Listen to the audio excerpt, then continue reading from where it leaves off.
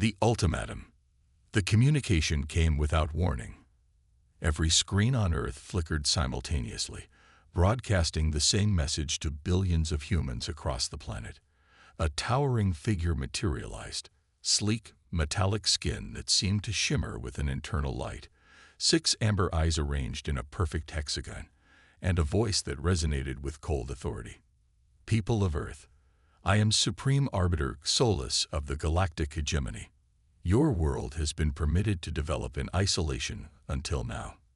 That period has ended. The hegemony requires tribute. You will surrender 15% of your planetary resources and 8,000 of your strongest specimens for service in our expansion forces.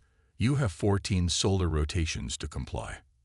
The transmission cut abruptly, leaving stunned silence across the globe. In the underground command center beneath Geneva, United Earth Defense Force leaders gathered in emergency session. Admiral Helena Chen paced the room, her normally composed demeanor cracking under pressure. They're testing us, she said, stopping to study the holographic display of the alien vessel currently holding position just beyond lunar orbit. The hegemony has systematically absorbed 43 civilizations in the past century. Always the same pattern. Demand tribute, break their will to fight, then gradually increase demands until the planet exists solely to serve hegemony interests. General Okafor, representing the African Union, leaned forward. Our intelligence suggests they know nothing of Project Aegis.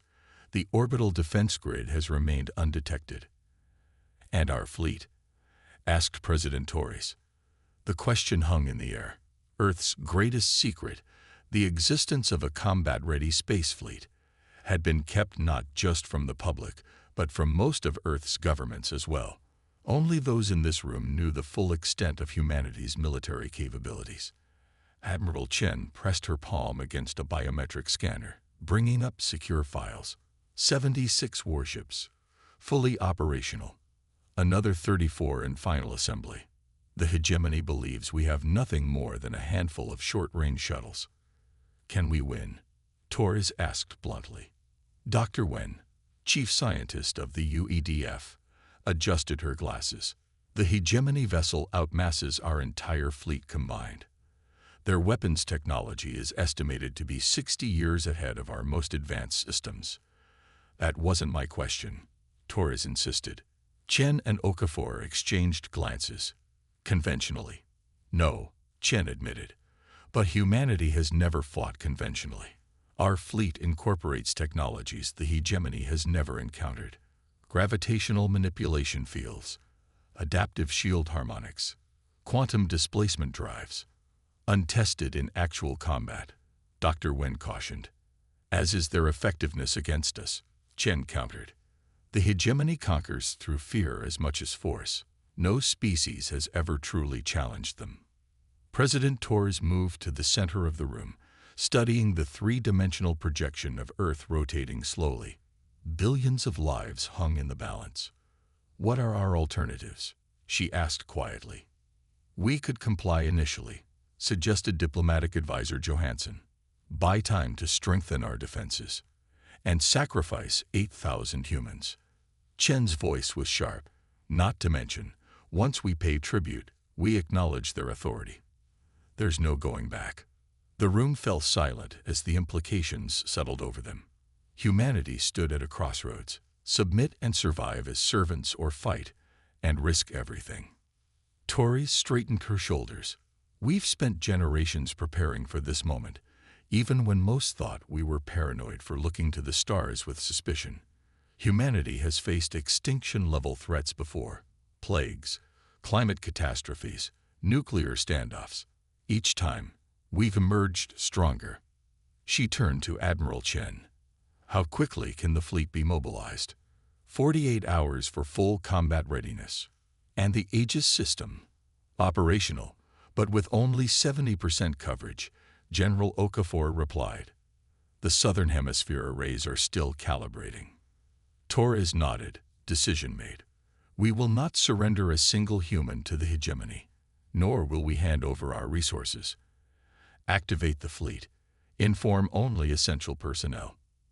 And the public. asked Johansson.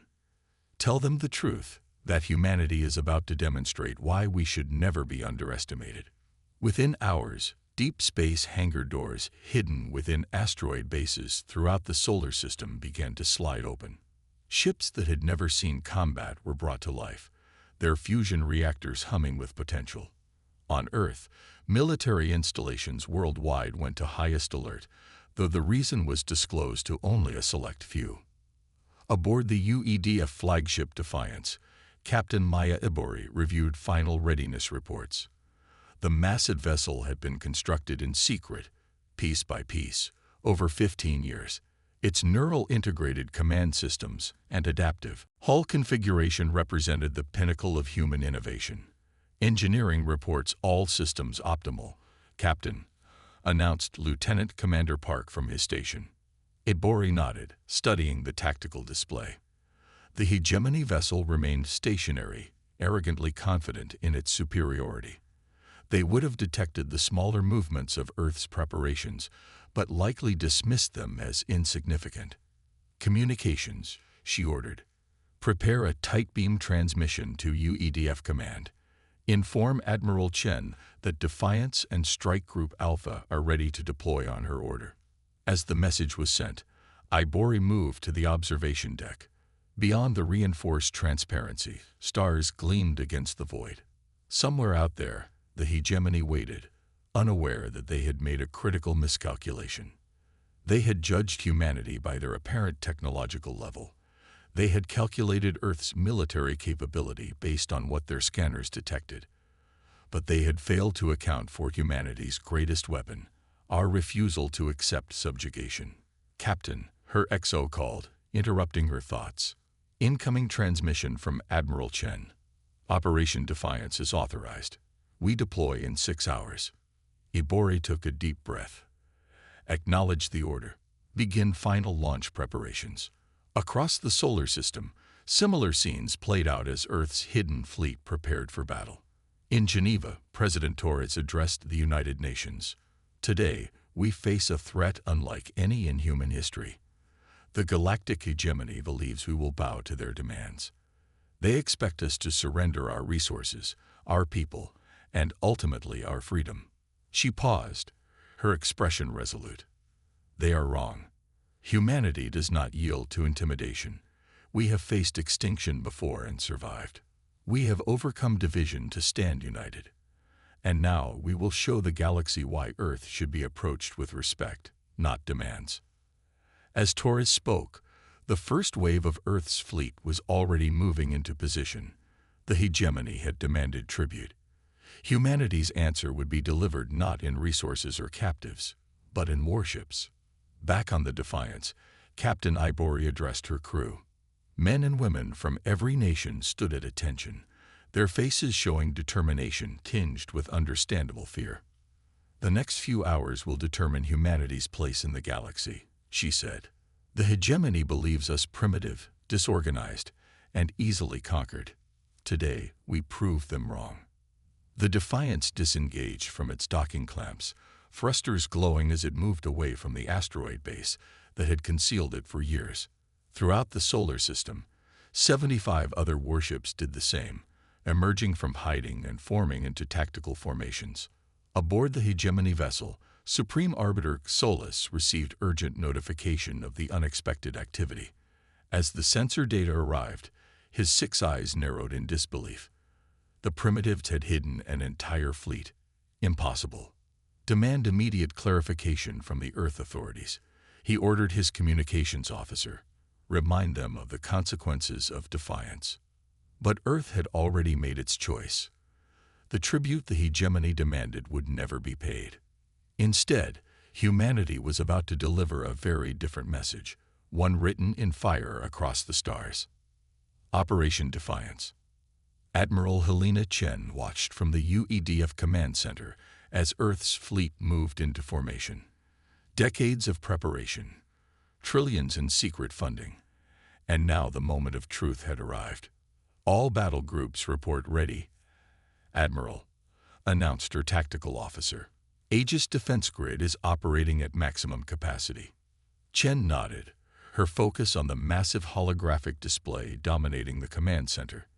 The hegemony vessel, a behemoth-class warship according to their intelligence, remained in lunar orbit, but smaller craft had begun to deploy from its hangar base. "They're surprised," she noted, "but not intimidated. Not yet." The communications officer turned from his station. "Admiral, we're receiving a transmission from the hegemony vessel." On screen, Supreme Arbiter Solus appeared, his metallic features arranged in what humans would interpret as contempt. "Your pathetic display changes nothing," he stated. "Your vessels are primitive. Your weapons inadequate. The hegemony has conquered species far more advanced than yours.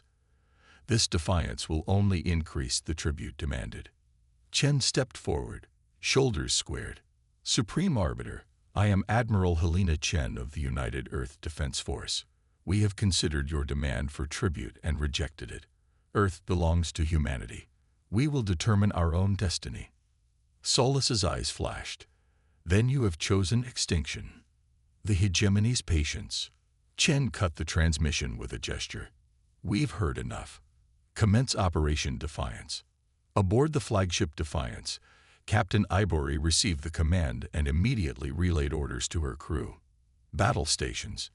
Activate QUA and TUMVEIL systems. Prepare Grey Valancy for initial engagement." The Defiance and its accompanying strike group accelerated toward the hegemony vessel.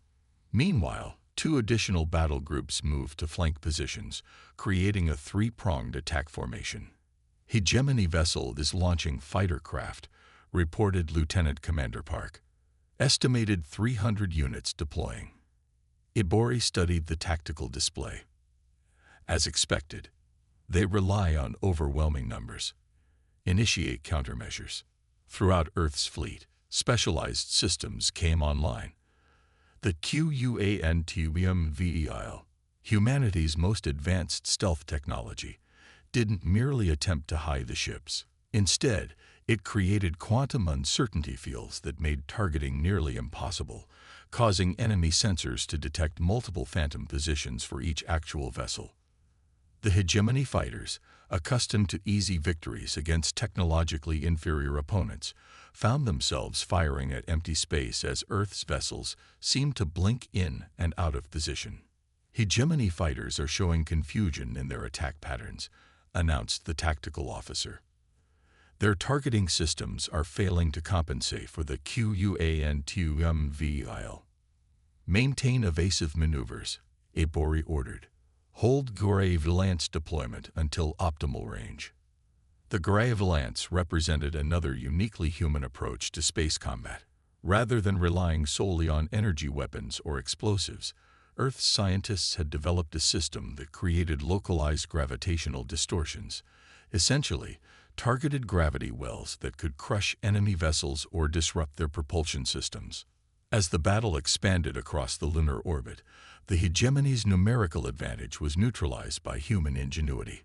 Earth's ships, while fewer in number, employed unpredictable tactics and technologies the hegemony had never encountered.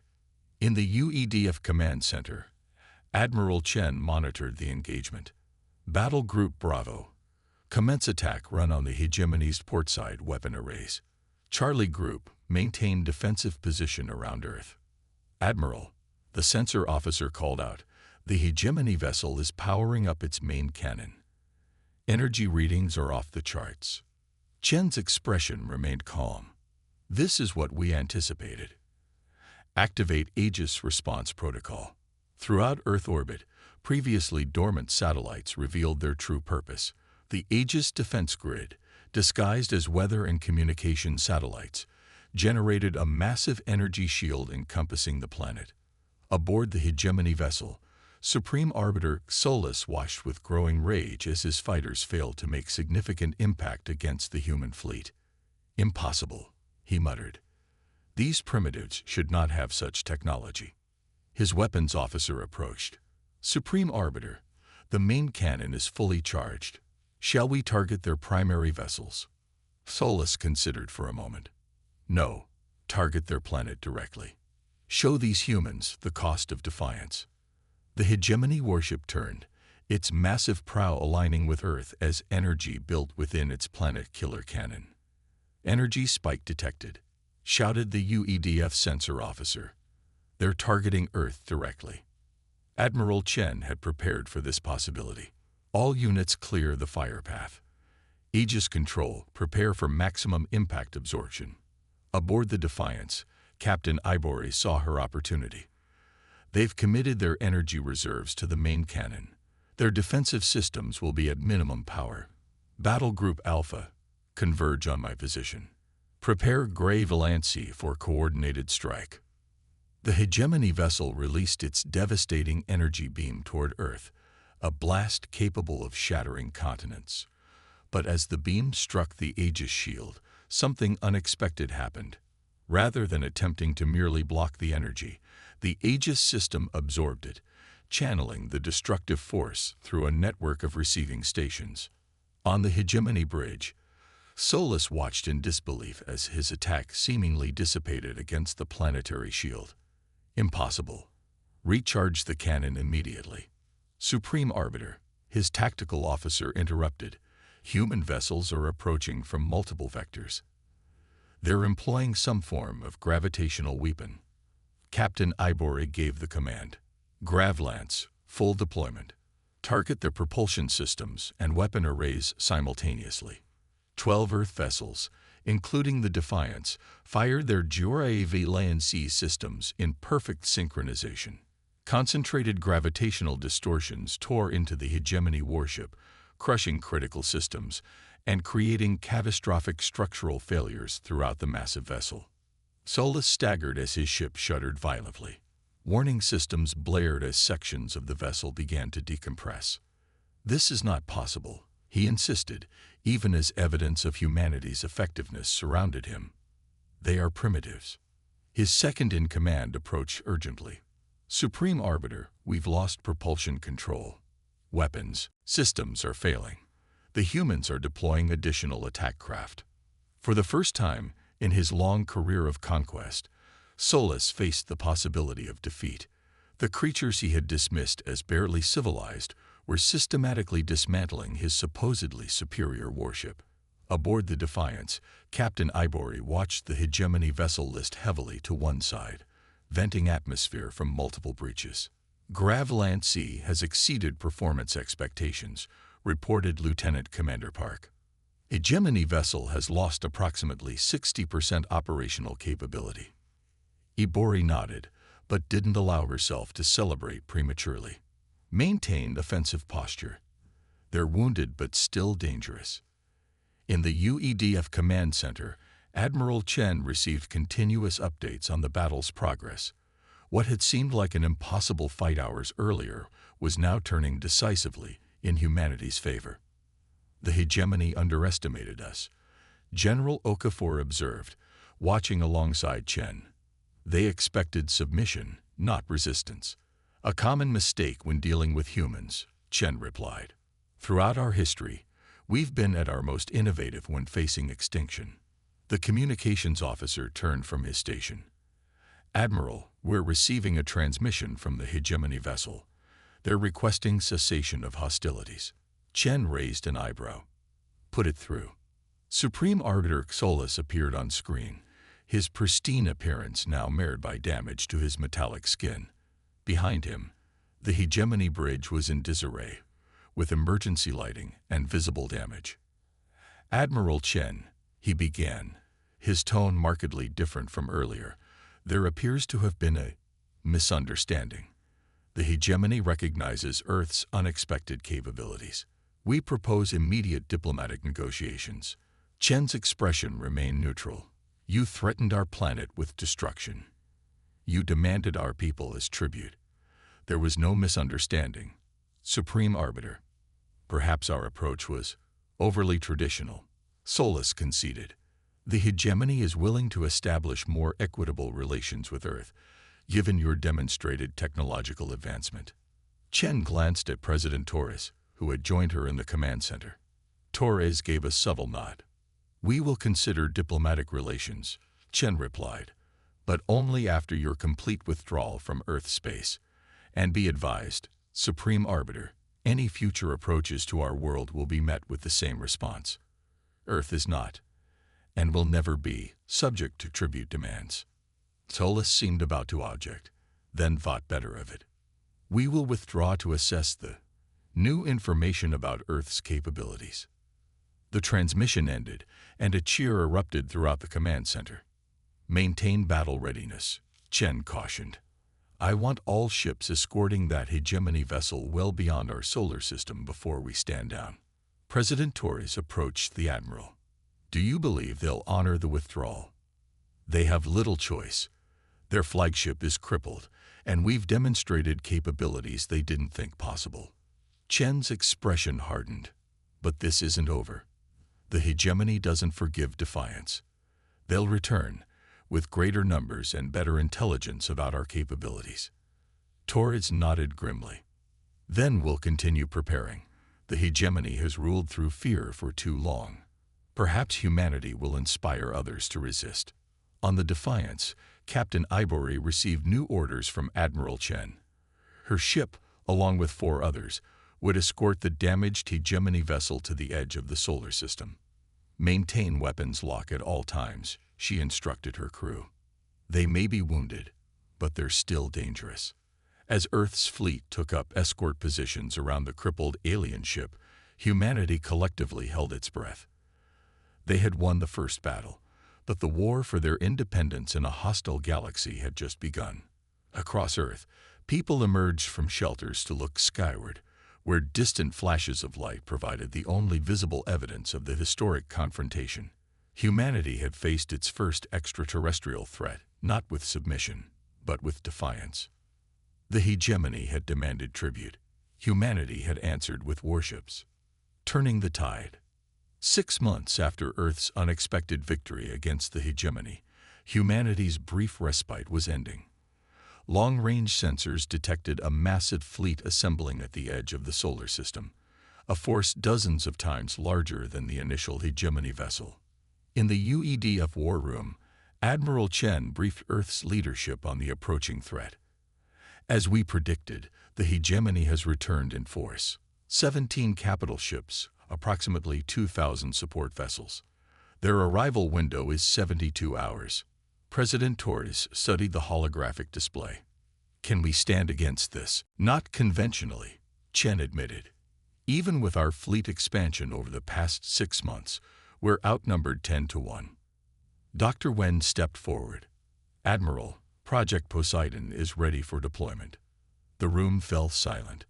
Project Poseidon represented Earth's most audacious technological gamble, a system that could theoretically manipulate the fabric of space-time itself, creating temporary wormholes that could redirect enemy fire or instantly reposition Earth vessels.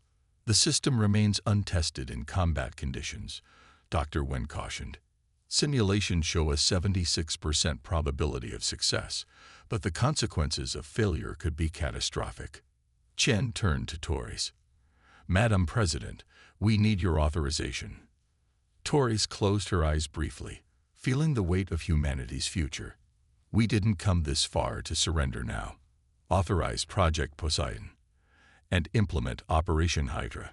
Across Earth, final preparations accelerated. The Aegis defense grid had been substantially expanded. Production facilities hidden throughout the solar system worked around the clock, adding new vessels to Earth's fleet. Most importantly, the lessons from the first encounter had been thoroughly analyzed and incorporated into Earth's strategy. Aboard the Defiance, Captain Ivory reviewed the tactical briefing with her senior officers. The ship had been significantly upgraded, incorporating new technologies and lessons learned. The hegemony won't underestimate us this time, she told her crew. They'll have counters for our QUANTUMVEIL and GRAV Lancy systems, but they still don't know about Poseidon. Commander Park frowned. Captain, even with Poseidon, we're severely outnumbered. The battle projections don't favor us. Hibori nodded, which is why we won't fight the battle they're expecting. Operation Hydra isn't about matching their numbers. It's about forcing them to fight on our terms. As the hegemony fleet approached, unusual activity began throughout the asteroid belt. Mining stations that had appeared dormant for years suddenly powered up. Asteroid bases revealed hidden weapons platforms. Earth wasn't just defending its planet. It had transformed the entire solar system into a battlefield of its choosing. Supreme Arbiter Solus, now commanding the Hegemony flagship subjugator, watched the sensor readings with caution. His previous defeat had cost him standing within the Hegemony hierarchy. This mission was his chance at redemption, or his final failure. The humans have expanded their defenses, noted his strategic advisor. But nothing that can withstand our combined fleet. Solus wasn't so confident. These humans are unpredictable. They employ technologies in ways we haven't encountered before. Our adaptations will counter their previous advantages, the advisor assured him. The quantum has been analyzed and neutralized. Their gravitational weapons require significant energy and have limited range. Solus nodded, but remained wary. Maintain maximum scan coverage. I want to know immediately if they attempt anything unexpected. In the UEDF Command Center, Admiral Chen activated the secure communication network. All units, commence Operation Hydra. Poseidon Control, stand by for activation sequence. Throughout the solar system, Earth's fleet began to move, but not toward the approaching Hegemony Armada. Instead, the vessels dispersed, taking positions near seemingly random asteroids and moons. Admiral, her tactical officer reported, the Hegemony fleet has passed Mars orbit. They're maintaining battle formation. Chen nodded. Right on schedule. Initiate Phase 1. Captain Ibori received the command aboard the Defiance. Activate Poseidon targeting system. Prepare for coordinated jump on my mark. Her crew moved with practiced precision. The experimental system hummed to life, creating a subtle vibration throughout the ship. Poseidon system stable, reported the engineering officer. Targeting coordinates locked. Ibori took a deep breath. Execute jump. For a heartbeat, the Defiance seemed to stretch, reality bending around it, then vanished from its position near Europa. Simultaneously, across the solar system, 30 other Earth vessels performed the same maneuver. Aboard the subjugator, alarms blared as sensors detected multiple energy spikes. Supreme Arbiter. The sensor officer's voice was tense. Human vessels are appearing inside our formation. Solus rose from his command chair in shock. Impossible. How did they? Before he could finish, Earth's ships opened fire from within the heart of the Hegemony fleet. The Grav land sea systems, now refined for greater efficiency, tore into unprepared alien vessels. The quantum, though partially countered, still created sufficient targeting confusion to give Earth's ships precious seconds of advantage. Disperse the formation, Solus ordered. Target those human vessels. But as the Hegemony ships attempted to reposition, another wave of Earth vessels appeared behind them, having jumped through Poseidon-created wormholes. The orderly Hegemony attack formation dissolved into chaos as they found enemies where none should be possible. Admiral Chen watched the tactical display with grim satisfaction. The Hegemony fights with brute force and numbers. We fight with innovation and unpredictability. Commence Phase 2. Throughout the asteroid belt, the hidden platforms activated, launching thousands of small autonomous combat drones. Individually, each drone was insignificant, but together they formed a swarm that overwhelmed Hegemony point defenses. Aboard the Defiance, Captain Ibori directed the assault against a Hegemony heavy cruiser. Grav land sea at maximum power. Target their primary reactor.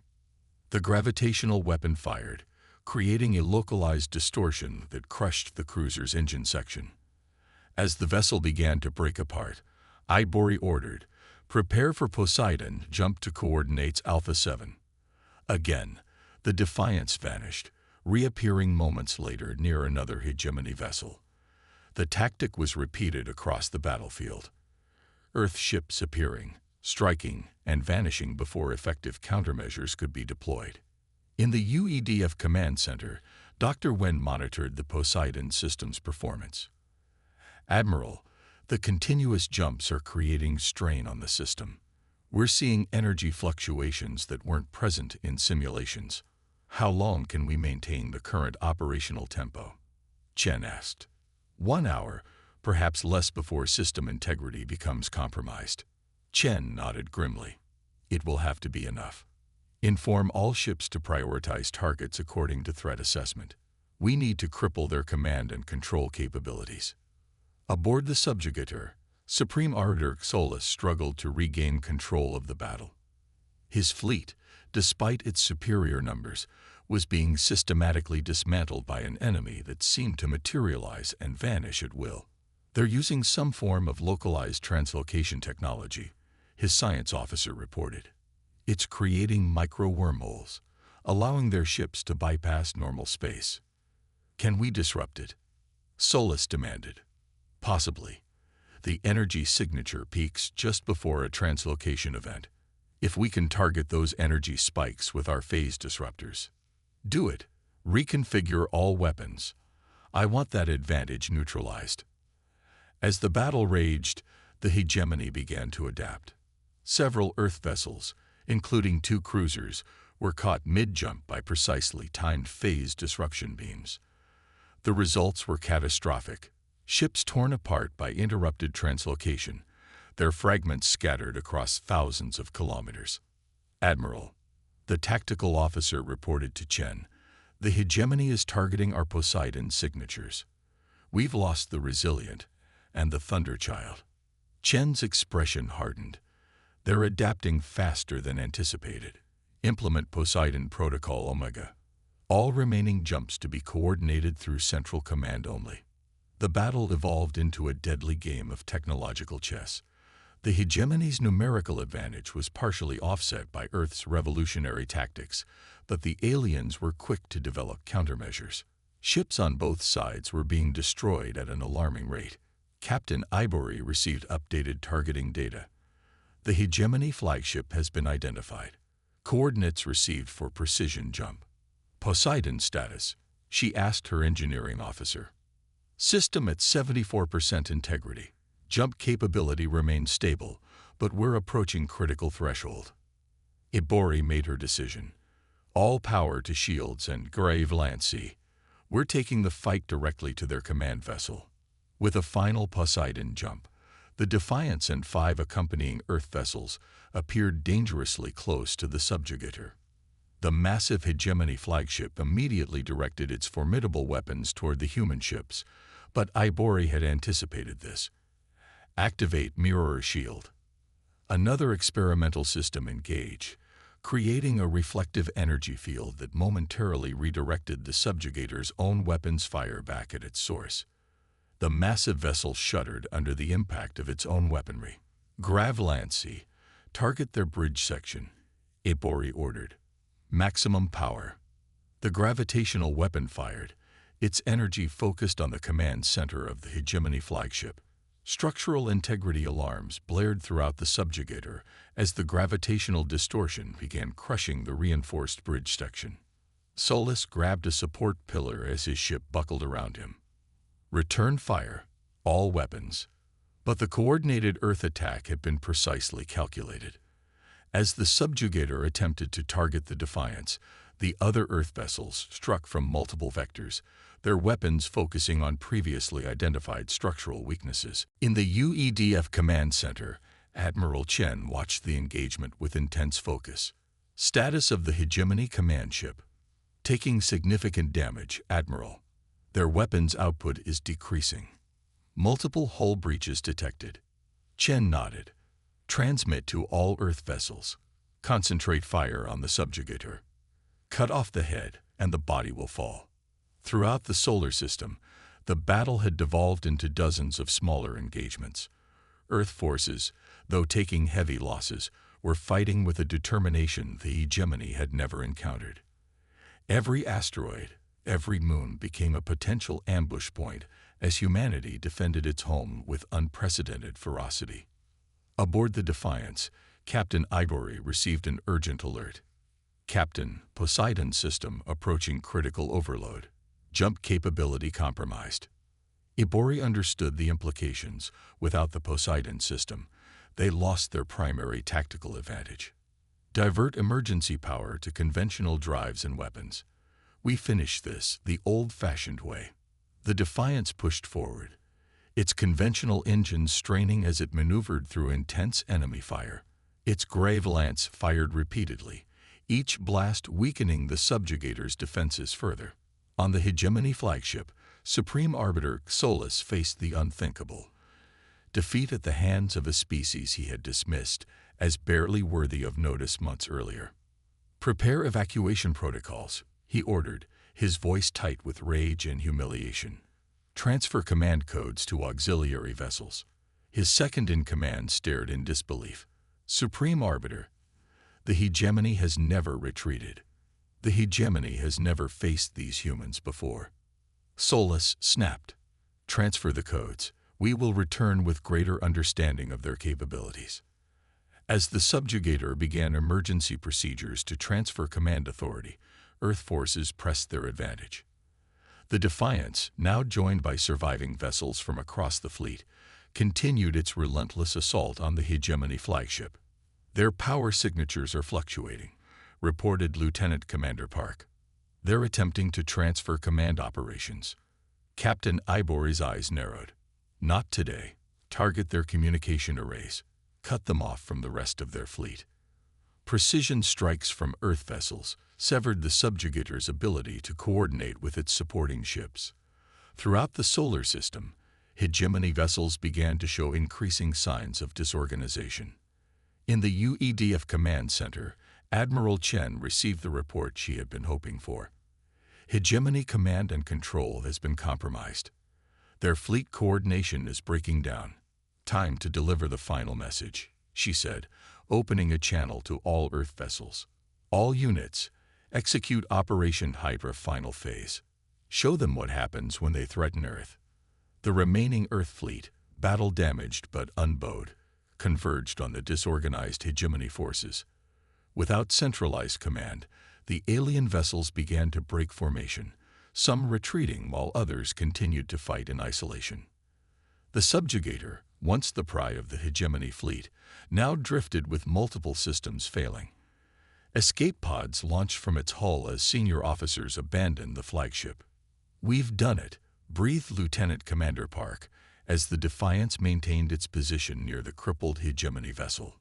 Captain Ibori allowed herself a small smile. "Send word to Admiral Chen. The Hegemony flagship is neutralized." Throughout the solar system, surviving Hegemony vessels began full retreat, jumping to faster-than-light speeds as they fled Earth space. What had begun as a punitive expedition to subjugate a primitive world had ended in the most significant defeat the Hegemony had ever suffered. In Geneva, President Torres addressed a waiting world. "Today, humanity has demonstrated that we will not be conquered. We will not pay tribute. We will not surrender our freedom to any force, no matter how powerful." She paused, her expression solemn. "Our victory has come at great cost. Many brave men and women gave their lives to protect our world. We will honor their sacrifice by ensuring that Earth remains free." As news of the victory spread, celebrations erupted across the planet. For the first time in recorded history, a species had successfully defied the galactic hegemony, and won.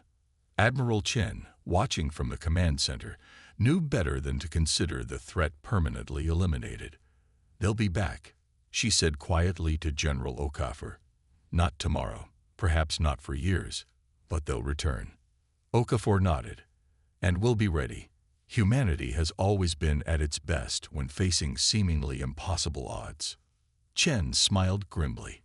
"Indeed, the Hegemony made one critical mistake. They assumed our technological inferiority meant we would submit. They failed to understand what every human knows instinctively." "And what's that, Admiral?"